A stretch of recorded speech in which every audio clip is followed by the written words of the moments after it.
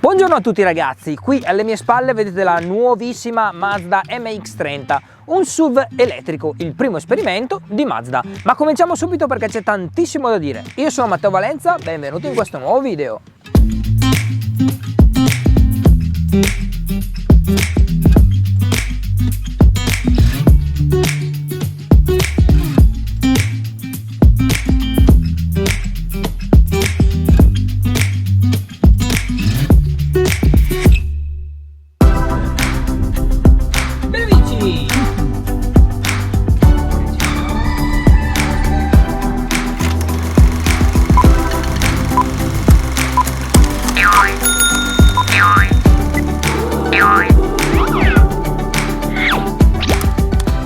Partiamo come sempre dalle dimensioni. È lunga 4,40 m, larga 1,80 m e alta 1,57 m, con un passo di 2,65 cm. Il baule è da 366 litri, raggiunge poi i 1400 con gli schienali abbattuti e ahimè non è presente un doppio fondo che, soprattutto per le auto elettriche, risulta utile per stivare i vari cavi per la ricarica. Mazda a quello scopo ha inserito un alloggio per una borsa assicurata con una cinghia per contenere il cavo di ricarica. Esternamente la MX-30 riprende alcune soluzioni già implementate da Mazda, ad esempio sulla RX-8, come possono essere appunto il sistema di apertura delle portiere a libero. E questo sistema ha tre vantaggi. Il primo è quello di donare alla MX-30 un aspetto da crossover, lasciare più accessibilità agli spazi interni e infine anche donare una maggior sicurezza per gli occupanti seduti sui sedili posteriori. Facciamo un caso pratico. Se seduti sui sedili posteriori abbiamo dei bambini, finché l'adulto non scenderà dall'auto non potranno a loro volta scendere perché la portiera posteriore non si aprirà finché non verrà sbloccata da quella anteriore. Chiaramente questo è comodo per i bambini, ma scomodo per gli adulti. Approfondiamo per un attimo la questione sicurezza. Non avere il montante centrale non significa rinunciare alla sicurezza. Infatti all'interno della porta c'è un nucleo in acciaio ad alta resistenza e meccanismi di assorbimento degli urti integrati. Inoltre il telaio utilizza acciai resistenti e ultra resistenti che fanno sì che con meno materiale si riesca ad avere una rigidezza e robustezza importante, diminuendo quindi il peso e favorendo la maneggevolezza di questa Mazda MX-30. Per il resto cosa possiamo dire dell'auto esternamente? Ha una forma molto particolare con questo muso molto affilato e questi gruppi ottici sia davanti che dietro molto particolari. Devo dire che mi piace. Veramente, dà l'idea di essere un'auto pesante, anche solo per il fatto che è un'elettrica, più o meno dovrebbe pesare sulle 2 tonnellate, ma non è così, pesa infatti solo 1650 kg, quindi si potrebbe pensare wow, pesa poco, quindi ottima autonomia. Con la batteria, che è da 35,5 kWh, ha un'autonomia di soli 200 km in extraurbano e 220-250 in ciclo urbano calcolati con il classico VLTP.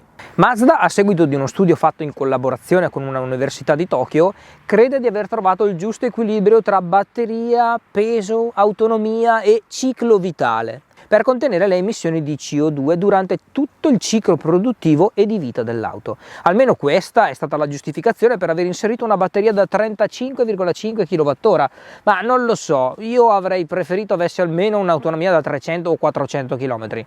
Voi che ne dite? Ha un motore anteriore elettrico sincrono brushless a magneti permanenti da 107 kW che sprigiona circa 145 cavalli con una coppia di 270 Nm. Raggiunge la velocità massima di circa 150 km/h, dichiarano 140 in realtà, con uno scatto da 0 a 100 in 9,7 secondi. L'auto è connessa al cloud, quindi potete collegarvi tramite l'app My Mazda installabile sul vostro smartphone, con la quale potrete avere tutte le informazioni dello stato del vostro veicolo, i chilometri residui, la percentuale della batteria, potete preriscaldare l'abitacolo, far partire la ricarica da remoto, eccetera. Per il riscaldamento e il raffreddamento dell'abitacolo, degno di nota c'è la pompa di calore, che è già di serie su tutti i modelli. Ritorniamo un attimino qui davanti sul cofano, come vedete è un po' vuoto. ci va un motore, ma adesso vi spiego. L'auto è stata predisposta per avere anche l'alloggiamento di un serbatoio di benzina. A breve sarà inserito qui davanti un piccolo motore rotativo Wankel da 330 cm3, più o meno erogherà 38 cavalli, che collegato ad un generatore potrà ricaricare la batteria mentre si viaggia, una soluzione molto simile a quella che già BMW con i3 ha adottato sui suoi veicoli. Discutibile a parer mio, perché snatura un po' l'essenza delle auto elettriche pure al 100%, ma dato che l'autonomia è bassa, questo potrebbe essere un ottimo escamotage per portare Mazda MX-30 con Wankel ad essere un giusto compromesso, forse per chi ancora non è pronto al passaggio completo per l'elettrico. Ma veniamo agli interni. Entrando ed osservando nei dettagli le plastiche, le pelli, gli inserti, si capisce immediatamente che l'auto è stata ideata, studiata e realizzata attorno al conducente, secondo appunto la filosofia umanocentrica, come la definisce Mazda. È stata veramente attenta nella costruzione di quest'auto, che per essere impatto zero o quasi ha deciso di utilizzare materiali biocompatibili, come ad esempio queste parti in sughero ricavate dai tappi delle bottiglie, o la stoffa dei pannelli delle portiere che è ottenuta filando il PET riciclato delle bottiglie, o i sedili anch'essi molto comodi che sono in pelle ecologica, prodotti senza l'uso di solventi.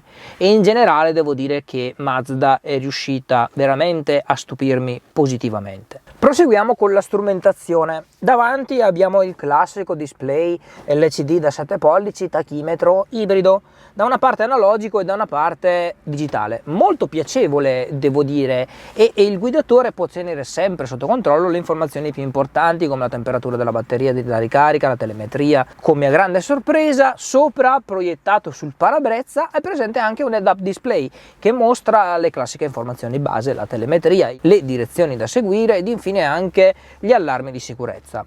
Centralmente poi troviamo un altro display un pochino più grande da 9 pollici, quello dell'infotainment per intenderci, dove possiamo vedere il navigatore, le informazioni su consumi e le statistiche. Si comanda con una ghiera qui centrale vicino al cambio, e subito sopra, per non farci mancare niente, abbiamo un ulteriore display per la regolazione della climatizzazione monozona. Ahimè, mi aspettavo di trovare un caricabatterie wireless per cellulari, ma manca. MX-30 però dispone di una presa qui sotto da 220 volt e di 2 prese USB per la ricarica dello smartphone, ma che anche servono a collegarvi a Apple CarPlay e Android Auto.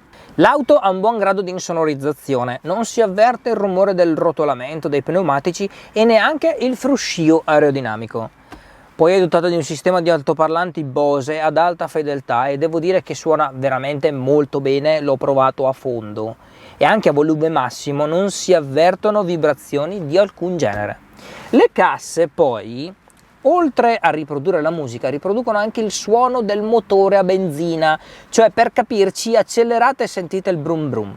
Ecco, qui devo dire che all'inizio, quando lessi sulla carta questa cosa, ero un po' scettico, perché anche non si può disabilitare. Ma poi ho scoperto che alla fine è dettato ancora dalla sicurezza. Si crede che facendo sentire il rumore del motore per i passeggeri sia più facile determinare se presto si farà un'accelerazione o una decelerazione. Io sinceramente dopo un minuto che ero a bordo me ne sono completamente dimenticato, perché è veramente molto molto basso. Lo sente solo il vostro subconscio praticamente. Ma veniamo alla parte più importante, che è come si guida. Salendo a bordo di Mazda MX-30 si percepisce subito quel feeling tipico di Mazda di auto premium. Sì. Tutto pelli, inserti, tra l'altro il sughero molto molto bello, ma in generale veramente ci si sente proprio abbracciati, ci si sente coccolati salendo su quest'auto. La cura dei dettagli, nulla è lasciato al caso. Nulla è lasciato al caso, veramente, veramente. In questi 3 giorni pensavo di fare una prova di autonomia, ma allora, ci sono 250 km dichiarati. Sì. In realtà in un uso misto più di 150 non li fate. Quindi i 250-220 sono solo per la città. proprio solo per la città. Se dovete fare un percorso medio in extraurbano, a 200 km non ci arrivate, e questo è veramente un peccato, perché l'auto li meriterebbe tutti. Per quanto riguarda la tenuta di strada è buona, chiaramente non essendo una macchina sportiva non aspettatevi di rimanere incollati alla strada. La macchina ha delle sospensioni che sono abbastanza morbide, quindi assorbe bene le asperità del terreno, chiaramente, però quando ci si trova a dover fare cambi di direzione repentini va a finire che la macchina un pochino balla. Sì. Inserimenti in curva non sono precisissimi, soffre un pochino di rollio, ma questa è un'auto cittadina, è stata proprio studiata per la città. Nota positivissima, devo dire, che a me manca tanto, è il raggio di sterzata. Questa macchina, ragazzi, quasi gira su se stessa. Sì, è vero. Cioè, è veramente una comodità estrema parcheggiare. La macchina ha tutti i sistemi di riconoscimento della strada, quindi ha tutti gli ADAS disponibili, quindi abbiamo anche il rilevamento dei cartelli, quindi la velocità, i limiti di velocità vengono indicati sia sul DAP display che qui sul tachimetro, e c'è anche una modalità dove si possono impostare già i suoi limiti, quindi automaticamente la macchina non va oltre il limite di velocità consentito su quella strada in base ai cartelli che vede. Esatto. E per quanto riguarda la frenata rigenerativa abbiamo le palette dietro il volante, a sinistra e a destra, per andare ad impostare l'incidenza.